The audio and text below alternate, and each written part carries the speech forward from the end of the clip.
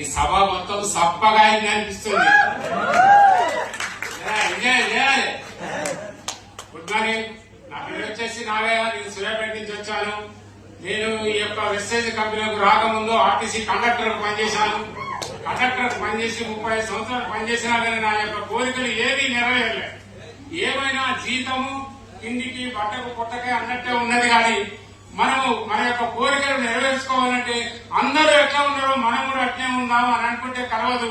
మనం ఇంట్లో కూర్చొని కళలు కంటే మన కళలు నెరవేరవు. బయటికి వెళ్తే మాత్రం పగటిపూట కళలు, రాత్రి వచ్చిన కళలు అన్ని నెరవేరుతాయి. ఈ యొక్క వెస్టేజ్ కంపెనీ మహాసముద్రం.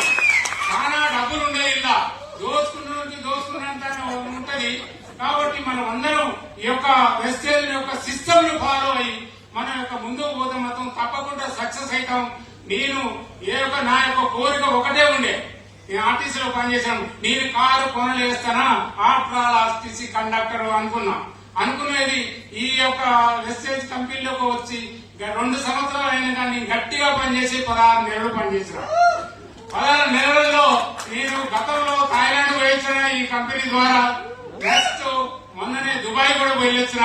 ఒక్క పైసా ఖర్చు లేకుండా మొన్న కారు కూడా తీసుకోవడం జరిగింది.